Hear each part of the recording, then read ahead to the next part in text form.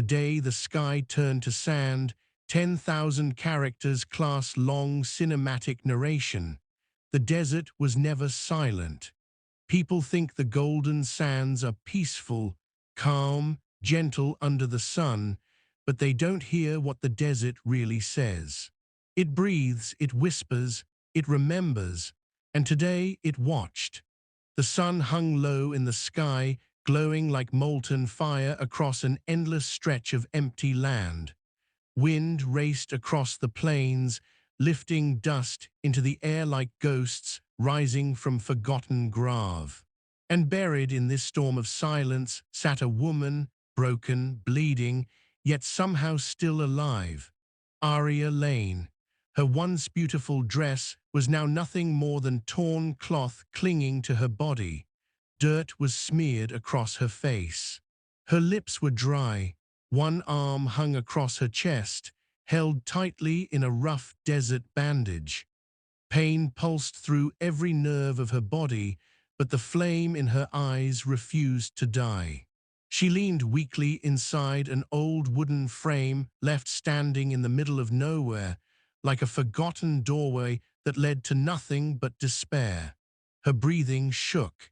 Every inhale burned. Every exhale felt like it might be her last. She didn't know how long she'd been there. Minutes, hours, maybe the entire day had simply melted into suffering. The desert had tried to claim her, but she still existed. Barely. Wind roared past again, throwing sand into her hair, scratching her eyes, tearing her wounds. She cried silently, not because she was weak, but because she was still human. "So this is where you end up, Aria Lane," she whispered to herself, voice barely a breath. Her fingers dug into the sand, not because she wanted to survive, because she wasn't ready to surrender. In the distance, something shifted.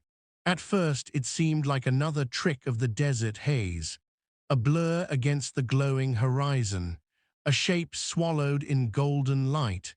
But slowly, it became real, hoofbeats, slow, heavy, dangerous. The desert wasn't done with her.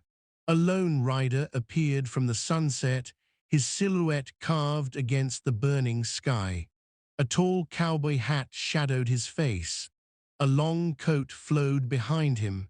His horse moved with unhurried confidence, like a predator drifting toward prey. Behind him, faint shadows moved, not many, but enough to mean danger.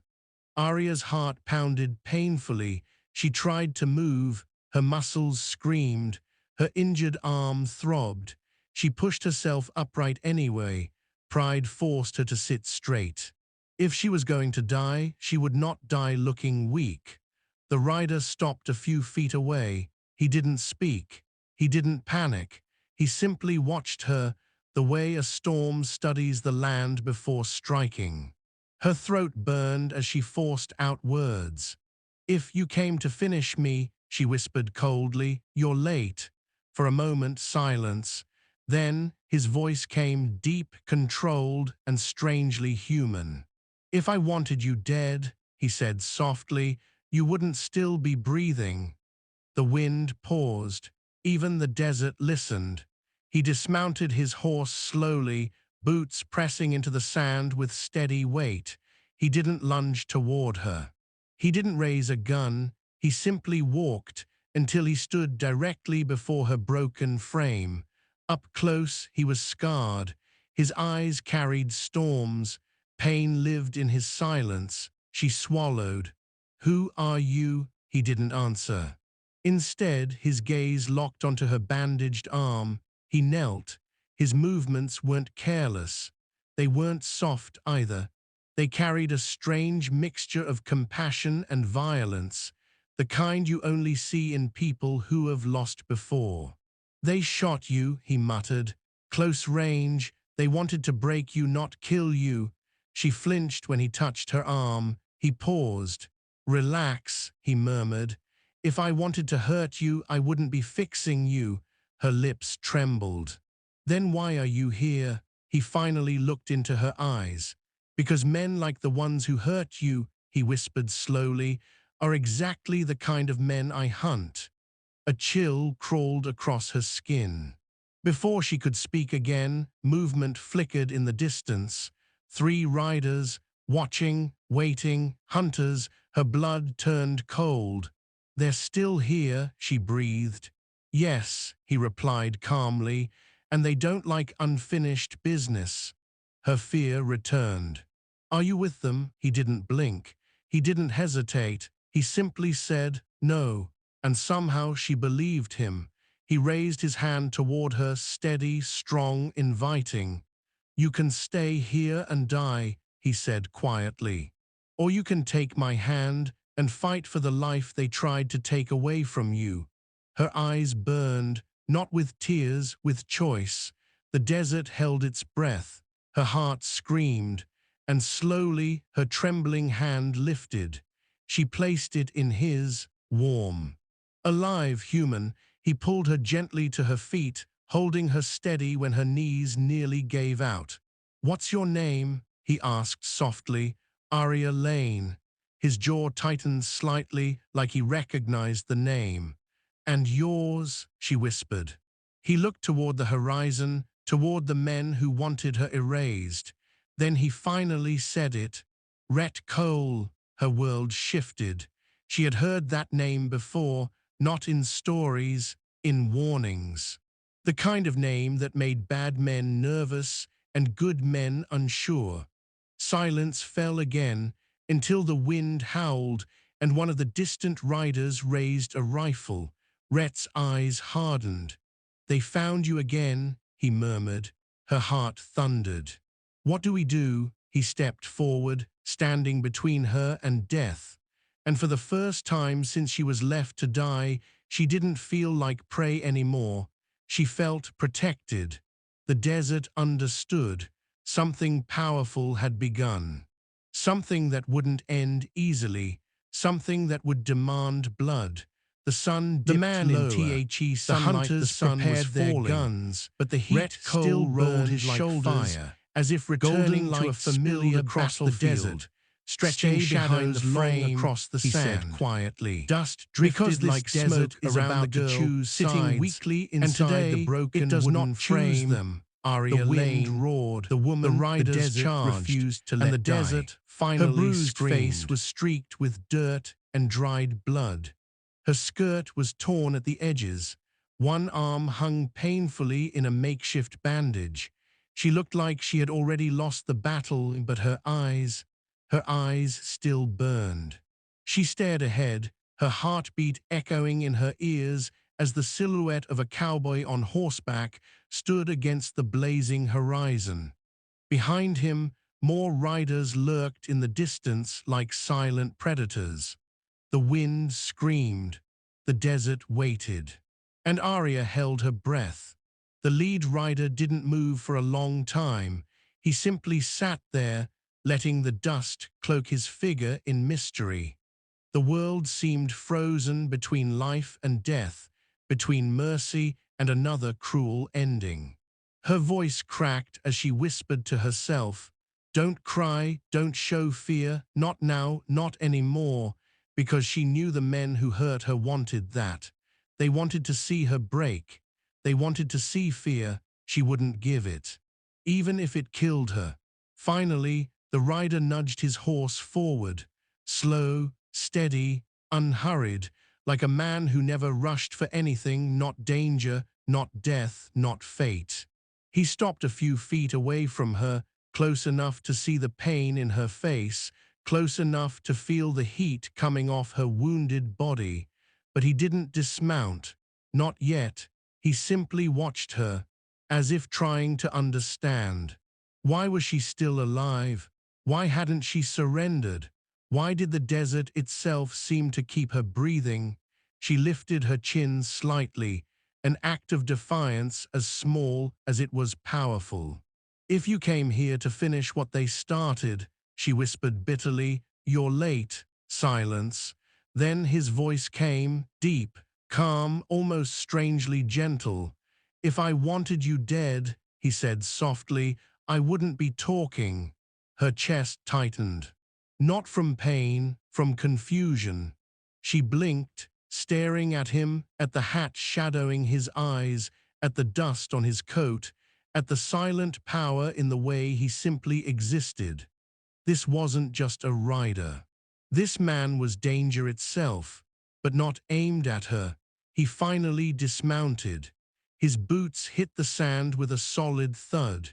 He walked toward her, each step measured and unthreatening, like a man approaching a wild, wounded animal he didn't want to scare. He knelt in front of her broken frame. Up close, his face carried scars, not the kind skin doctors mend, the kind life leaves behind. "What's your name?" he asked quietly. Her throat burned. "Aria," she breathed. "Aria Lane." His jaw tightened slightly. He knew the name, and that meant something. "And yours," she whispered. He didn't respond instantly. Names mattered in the West. Names weren't just identity. Names were history. "Rhett," he finally said. A familiar weight passed through the air. Rhett, a name outlawed by men who feared it and remembered by those who survived it. He didn't give his last name. He didn't need to. He slowly reached for her injured arm. She flinched. He paused. "I'm not here to hurt you," he said softly. Something in his tone wasn't a promise. It was a truth. He tightened her bandage, firm, steady, experienced hands. Every motion spoke of a man who had seen wounds far worse than hers and had probably carried more than his share. "You shouldn't be alive," he muttered. Her lips formed a tired smile. "Believe me, I heard that before." He looked into her eyes. "You fought," he said. "Most people wouldn't survive what you did." She swallowed painfully. "I didn't survive because I wanted to live," she replied. "I survived because I refused to let them decide when my story ends." Wind roared again. Sand whipped past. Rhett stood and turned his head slowly because something changed. The distant riders shifted. Then one raised his rifle. His expression hardened. "They're not done watching," he muttered. Aria's heart raced. "Then they'll come back." "Yes." "And you?" she asked slowly. "Depends," he replied. "On what? On whether you still want to live." Her breath shook. He extended his hand, not forcing, not demanding, just existing. Her fingers trembled. Pain tore through her body. Fear screamed inside her, but something else whispered louder. Hope. She lifted her hand and placed it in his. Warm, real, alive. He helped her stand. She swayed, nearly collapsing, but his arm caught her instantly, steady and sure. For a moment she leaned against his chest, exhausted, fragile human. Then she pulled herself upright. "I'm still here," she whispered, and fate listened. The riders in the distance began to move, slowly at first, then faster. Rhett stepped forward, placing himself between Arya and approaching death. "Stay behind the frame," he said calmly. "Why?" He didn't look back. "Because this time, the desert isn't here to kill you." The wind screamed louder. Sand flew like storm clouds. Guns lifted. Hooves thundered. The men who once buried her fate were coming to erase it for good. But Aria Lane was not alone anymore. And the desert was about to remember why Rhett Cole was a name men feared. When the dust turned to thunder, the first shot split the air like lightning. Aria flinched and dropped back inside the broken wooden frame as a bullet tore through the sand where she'd just been standing. The sound echoed across the empty plains, bouncing off invisible walls of heat and dust. Hooves thundered. The riders were coming fast now. Rhett didn't move with panic. He moved with purpose. He stepped away from the frame, out into the open desert, where the golden light painted him in fire. His coat pushed back in the wind, revealing the worn revolver at his hip, the weapon so many men had seen right before meeting the dirt. Arya pressed her back to the wooden post, one hand on her bandaged arm, the other gripping the cracked edge of the frame. Her heart hammered, eyes wide as she watched him from the corner of her vision. 3 riders, no 4. They fanned out as they approached, a practiced formation. Dust rose in a low wall behind them, swallowing the horizon. Their faces slowly came into view, hard, cruel, the kind of men who enjoyed fear. The one in the center rode slightly ahead of the others, older, a jagged scar cut from his brow to his cheek. He held the reins with casual confidence, the barrel of his rifle resting across his saddle. Rhett's voice was calm. "You boys are a long way from town." The scarred man smirked. "We are right where we need to be, Cole," he shouted back. "Boss said the girl wasn't dead yet, told us to check the grave." His eyes slipped past Rhett and landed on Arya, huddled inside the frame. He laughed. "Well, look at that. She crawled all the way out here just to wait for us." Fear crawled across Arya's spine, but she forced her chin up, refusing to look away. Rhett shifted just enough to block their line of sight. "Grave's empty," Rhett said. "You can ride home and lie about it, or you can stay right where you are and find out how close you can get to hell without crossing the line." The men shared a look. One of them spat into the sand. "You're one man," the scarred rider sneered. "We are 4 with loaded guns and orders to drag that girl back, dead or not. You sure you want to die for someone you just met?" Rhett's hand dropped lazily to his holster. "I'm sure of a couple things," he said.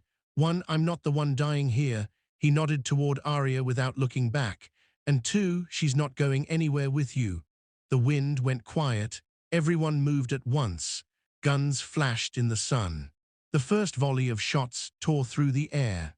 Arya's scream caught in her throat as she ducked low, pressing herself into the frame as splinters burst from the wood above her.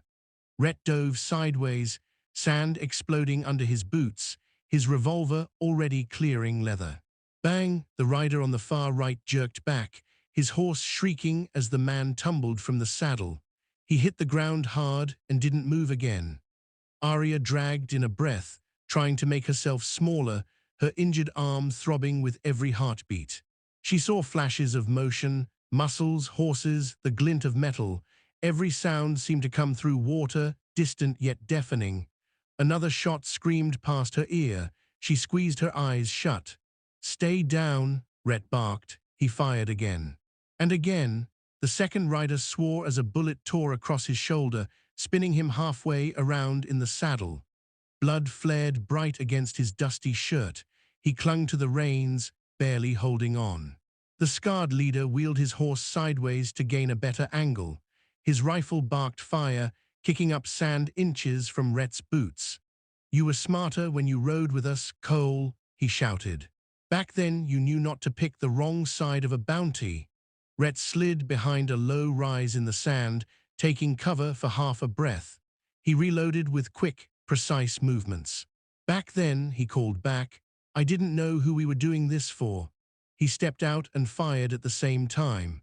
His bullet smashed into the third rider's leg. The man shrieked as he toppled out of the saddle, crashing into the ground in a cloud of dust. Only the scarred leader remained upright.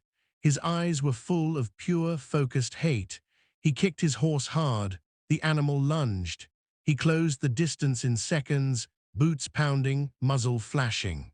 Arya watched in horror as Rhett threw himself sideways, rolling across the ground. A shot tore through his coat, another clipped the edge of the wooden frame, making it shudder behind her. Then the leader was right on top of him. Rhett came up in a low crouch, gun raised. The scarred rider's horse slammed into him like a wall. Hooves thundered. The impact sent Rhett flying backward. His revolver kicked from his hand as he crashed hard onto his back. "Rhett!" Arya cried. The leader reined in his horse sharply, turning in a tight arc. Dust swirled around him like a storm. He pulled a second pistol from his belt and aimed it directly at Rhett's chest as the wounded gunslinger struggled to get air back into his lungs. "You should have stayed dead with the rest of Hollow Run," the man snarled. Rhett's eyes locked on the gun, too far from his own weapon, too slow to reach for anything else. For the first time since she'd met him, Arya saw real danger in his eyes. The leader cocked the hammer. "I'll finish you first," he said. "Then I'll take her." Boss said he wants her brought in, but he didn't say how many pieces. He never finished the sentence. Because Arya Lane, the wounded girl inside the frame, the girl the desert had tried to bury, moved. Her body screamed in protest as she forced herself to stand. Her legs shook. Her injured arm hung uselessly at her side. But her heart slammed forward with one clear thought. Not again. Not again would she watch someone fall because she did nothing. Her eyes fell on the closest thing she could use. One of the fallen rider's rifles lay half-buried in the sand just beyond the frame. She didn't think. There was no time for fear. She lunged. Pain flared white-hot in her side. Her vision blurred, but she kept going. She stumbled to her knees, grabbed the rifle with both hands, almost cried out as her bandaged arm recoiled at the movement. The scarred leader heard the movement and twisted in the saddle, gun still pointed at Rhett. His gaze locked on her. "Put it down," he barked. Now, her hands shook so badly the barrel wobbled. Rhett saw her, and in his eyes she didn't see anger, she saw warning. "Arya," he rasped. "Don't." The leader swung his pistol toward her. And in that split second, the desert made its choice. Arya pulled the trigger. The recoil almost knocked her off her feet, pain ripping through her injured arm. The shot wasn't perfect. She'd never fired a rifle in her life, but it hit. The bullet slammed into the leader's shoulder, the force whipping him sideways in the saddle. He yelled in shocked pain, his pistol shot going wide, exploding harmlessly into the sand. His horse reared, panicked. His grip slipped. For a moment he teetered, then crashed to the ground. Rhett was already moving. He rolled, snatched his revolver from the dirt, and came up in one fluid, practiced motion, aiming straight at the man still scrambling to reach his fallen pistol. "Don't," Rhett said coldly. The desert froze. The leader looked up. Dust clung to the blood on his face. He glared at Arya, then at Rhett. "You think this changes anything?" he spat. "The boss will send more. He'll send 10 for everyone you drop today. You can't protect her, not from him, not from what she's carrying." Arya's breath hitched. "What I'm carrying," she repeated. The man smiled through gritted teeth. "You didn't tell him," he mocked. "You didn't tell your new hero why there was a grave with your name on it?" Rhett's jaw clenched. His finger tightened slightly on the trigger. "Talk," he ordered. The man coughed, spitting blood into the sand. "She worked in his office," he said. "Quiet little clerk, always listening, always watching. Boss thought she was nothing, just another piece of furniture. Then one day, some of his papers went missing, papers that could burn his whole world down." His gaze cut to Arya, filled with hate. She took them, hid them, thought she could run all the way to Redwater and hand them to some lawman.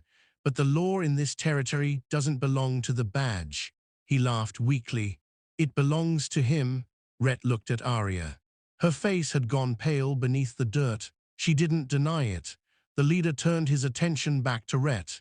"You can kill me," he said, "but it won't change the fact that every man in his pocket is going to be hunting that girl.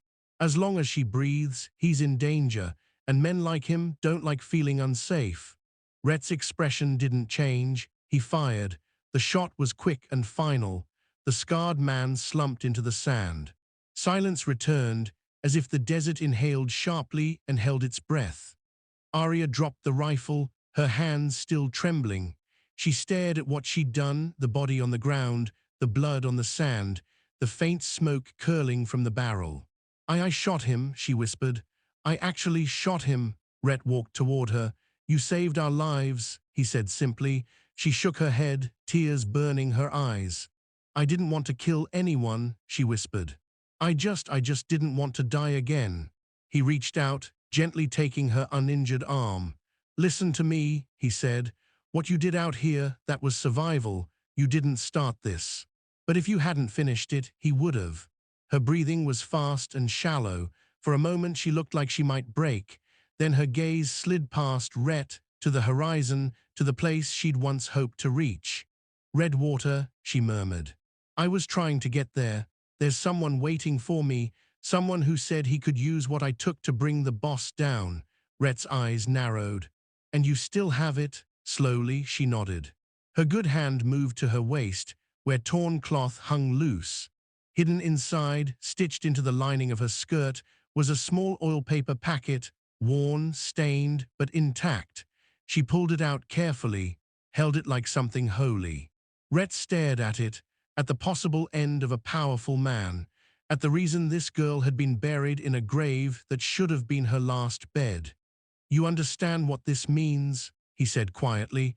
It means he'll never stop, she answered. Not until I'm dead, not until this is burned.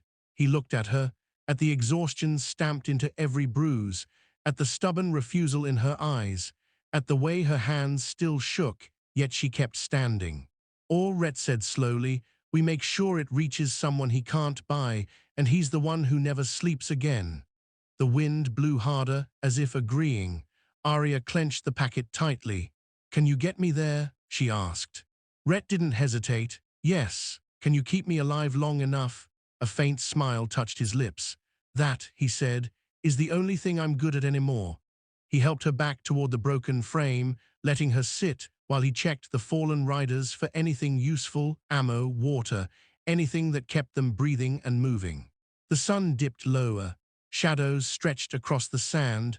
The desert had changed. It was no longer just a graveyard for the forgotten. It was now a battlefield between one powerful man who thought he owned everything and a wounded girl who refused to vanish. As Rhett saddled up again and helped Arya onto the horse, her body sagged against him, exhausted but unwilling to let go of the paper in her hand. You hold on to that, he murmured. Don't let it go. I won't, she whispered. She glanced back one last time, at the broken wooden frame, at the bodies on the ground, at the place where she almost died twice. Then she faced forward, toward whatever waited between here and Redwater. The desert wind pushed against their backs as the horse began to move, almost like it was urging them on. Between Redwater night fell slowly over the desert, like a curtain pulled over a dying stage. The sun slipped below the horizon, leaving behind streaks of burnt orange fading into purple darkness. The air cooled, but the silence remained heavy. The world that had been loud with gunfire only hours ago was now quiet again. Too quiet. Rhett Cole guided the horse steadily forward, his eyes constantly scanning the darkness. His hand rested close to his revolver, ready for whatever might crawl out of the night. Behind him, leaning weakly against his back, was Arya Lane. Her head rested near his shoulder, her breathing uneven, every breath fighting through exhaustion and pain. Her skirt was torn, dirt still smeared across her face, the bandage tight around her arm, but her grip on the small packet of stolen papers was iron strong.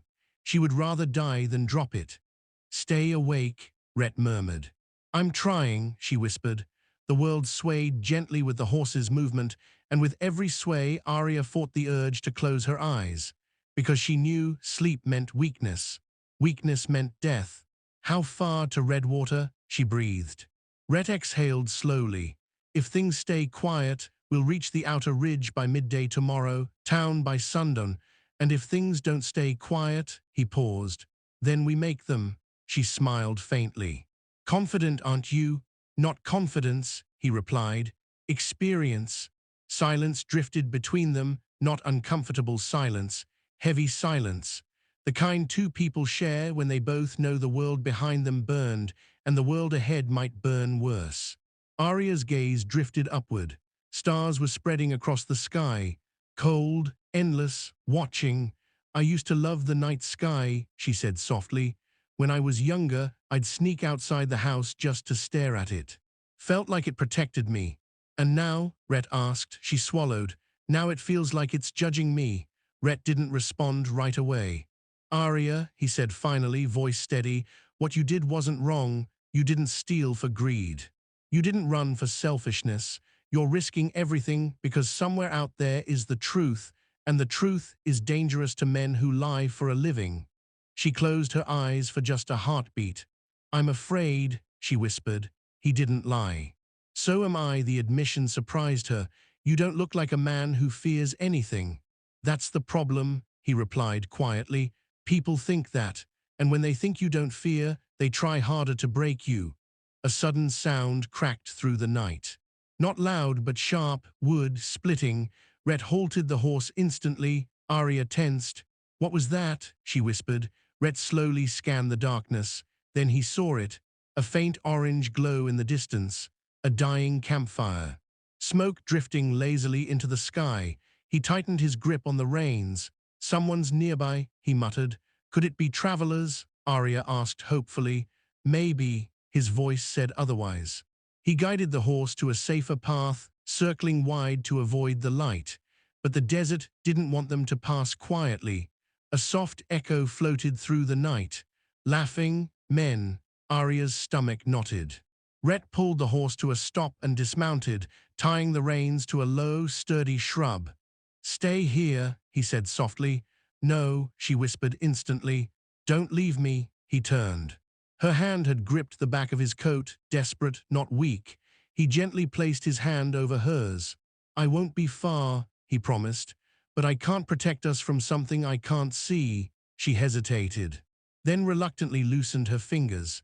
Rhett crouched low, moving silently through the shadows until he reached the edge of a small ridge.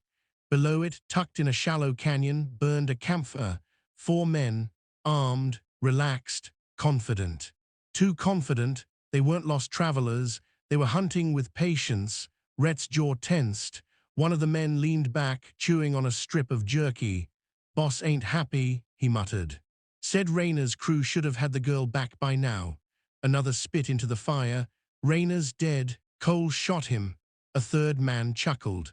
Well, good news is that means Cole did the hard work already. All we gotta do is follow the trail, grab the girl, and become rich men. Assuming we survive Cole, the first man added. The fourth man leaned forward, voice darker. I've seen what Cole can do. Don't underestimate him. But don't fear him either. He bleeds like any other man. And the girl, she's already half dead. One good grab and she's done.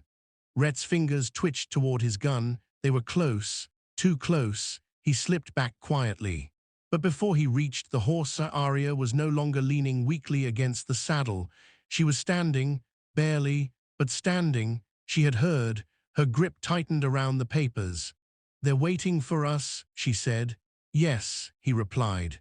What now? Rhett looked at her, really looked at her. At the exhaustion, at the bruises, at the shaking legs, at the determination that refused to break. We can't run anymore, he finally said. And we can't go straight through them. So, he hesitated, we disappear. Her brows furrowed. Disappear. He pointed toward the darker stretch of land beyond the canyon, rocky terrain, broken ridges, a maze of shadows. There's an old mining path, he explained. Most men avoid it. Too many places to fall, too many things that can go wrong. And you want us to go there? She breathed. It's dangerous, he admitted. But it's the only place more dangerous for them than it is for us. Arya took a shaky breath. Then let's go. They moved, slow, careful, silent. Every step was pain. Every shift of the horse strained Arya's body. But she stayed awake, stayed aware. Because the desert wasn't simply trying to kill her anymore, it was trying to test her. Hours crawled past. The world grew colder. The moon crawled across the sky. Then at last, jagged silhouettes rose ahead of them. Black stone hills, broken earth, the entrance to a barren, silent wasteland. Rhett stopped at the edge. This is where it gets hard, he warned. From here on, every wrong step may be your last. Arya tightened her fingers into the horse's mane. I've already been buried once, she whispered. What's one more risk? He almost smiled, almost. Then he guided the horse forward. The ground became uneven, rocks shifted. The wind howled between cliffs like voices whispering secrets. Arya swayed, dizzy, weak. Rhett reached back, steadying her without looking. Stay with me, he murmured. I'm trying, she breathed. Then her world dipped sideways. Everything spun. Her grip slipped. Her vision blurred. Rhett, her voice broke. and she collapsed against him. He halted instantly. Her body was limp, her breathing shallow, fever. He felt it instantly. Her skin burned despite the cold air. "Arya," he whispered urgently. "Arya, stay with me." But she didn't answer. Her head rested against his back, her strength finally gone after pushing too far. Rhett's chest tightened, not fear. Something sharper, something he didn't let himself feel anymore. He lifted her gently in his arms and dismounted, carrying her carefully to a sheltered rock wall. He laid her down, brushing dust from her face with a rare tenderness. Her eyelashes trembled slightly. She was conscious, but lost in pain and exhaustion. Rhett clenched his teeth. He didn't have the luxury of time. He searched his saddlebag until he found a small flask of water and a few medical supplies. He cleaned her wound again, rebandaged, forced small sips of water past her lips. "Come on," he whispered. "You fought this far, don't you dare stop now." Her hand twitched. Slowly, her eyes fluttered open. She stared weakly at him. "You didn't leave," she whispered. His brow furrowed. "I'm not that kind of man anymore." Tears welled in her tired eyes, not from fear, from relief. She stared up at him, this stranger, this outlaw, this shadow in the desert who chose to stand between her and death, and for the first time since her nightmare began, she felt safe. Truly safe, even if only for a moment. Her grip weakly tightened around the papers. "Don't let him win," she whispered. Rhett placed his hand over hers. "I won't." A distant echo drifted through the mining cliffs. Hoofbeats, slow. Searching, the hunters had found the price of breath. The desert never promised mercy. By dawn, the cold breath of night slowly gave way to pale morning light, painting the jagged mining valley in shades of gray and gold. Wind slid through the broken canyon like whispering ghosts, carrying dust, silence, and danger with it. Rhett Cole knelt beside Arya Lane, his coat wrapped around her to shield her from the chill. She lay against the stone wall, body weak, fever burning hot beneath her bruised skin. Sweat beaded her forehead. Her breathing came uneven, shallow, then sharp, but she was still fighting. She always fought. Rhett brushed dirt gently from her face. His hands, once accustomed to violence, now moved with pure care. He checked her pulse again, still there, still fragile. "You're stubborn," he muttered softly. "That's good. Means you're not quitting on me yet." Her eyelids fluttered. She heard him, barely. With effort, she forced her eyes open. The world swayed. Pain stretched through her body like fire, but when her gaze found him, the fear faded. "You stayed," she whispered weakly. Rhett exhaled slowly through his nose. "Don't you start crying on me," he replied. "I wouldn't know what to do." Her cracked lips curved faintly. "Not crying," she breathed. "Just surprised." He huffed a quiet laugh. "Fair enough." Her fingers twitched toward her waist. The packet of papers was still clutched in her hand. Even in unconsciousness, she never lost it. Rhett's voice hardened slightly. "We're almost there. If I can get you through this pass, Redwater's within reach. And once we get there, this nightmare ends." Her gaze drifted toward the sky. For a second, she almost believed it. Then reality returned. A faint echo rolled through the rocky valley. Hoofbeats many, close, her breathing tightened again. "They found us," she whispered. "Yes," Rhett said quietly. He stood, shoulders squaring, eyes sharpening like steel sliding into place. He scanned the ridges. Dust trickled from higher rocks. Shadows moved. Riders fanned out above them, silhouettes forming against the brightening sky. They weren't hiding. They wanted him to know they were here. One voice cut across the canyon, loud and vicious. "Cole. Don't run this time." Rhett didn't flinch. Arya swallowed painfully. "Who are they?" Rhett exhaled. "Men who sold their souls to the same devil who buried you." Another voice echoed. "We know she's alive, Cole. Boss said bring her back, or don't come back at all." Arya's fingers dug weakly into the sand. Rhett stepped forward, blocking her from their sight. "You're not getting her," he shouted. Laughter echoed down at them.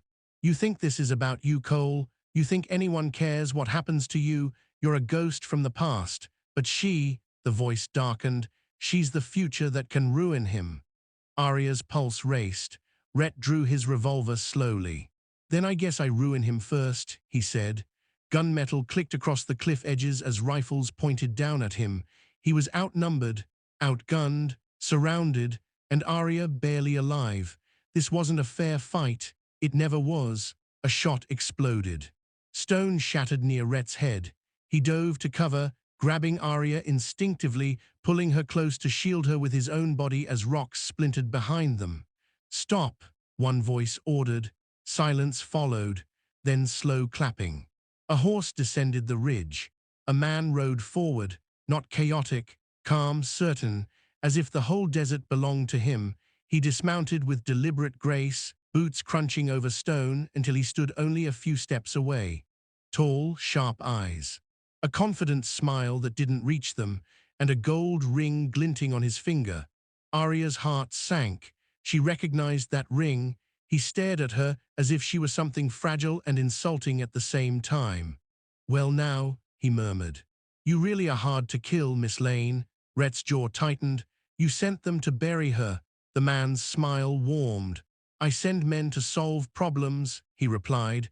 "I didn't expect this one to keep breathing." His gaze slid to Rhett. "And I certainly didn't expect you." Rhett raised his gun. The man didn't flinch. "That won't help you," he said simply. "You'd get one shot, maybe two, then she dies, you die. And I go back to my life only mildly inconvenienced." He gestured lazily, and his men shifted slightly, rifles tightening aim. Rhett didn't fire. Yet, the man crouched down, directly in front of Arya. His smile softened, but his eyes burned cruelty. "You stole something that wasn't yours," he said gently. "You could have lived a quiet life. You could have stayed small. Instead, you believed in justice." A tear slipped down Arya's cheek. "Justice isn't yours to control," she whispered. He chuckled. "In this territory, everything is." She tightened her grip on the papers. "Then why do you want them so badly?" A flicker broke through his calm. Rhett saw it, so did she. "Because this man feared the truth, feared what she carried, feared losing power for even a second. You don't understand what those papers mean," he hissed. "You don't understand the war you start if they reach hands beyond this land. You don't know who will come hunting me, and you don't understand who I answer to. So you buried me," she whispered, "because you were scared." His jaw locked. He stood sharply. "Enough," he pointed at her. "Take her," rifles cocked. Rhett stepped forward. "Don't," he warned. 3 guns instantly centered on him. He kept moving. He didn't stop. "Cole," one shouted. "Don't make US." Rhett lifted both hands, not surrendering, showing something, a small brass device.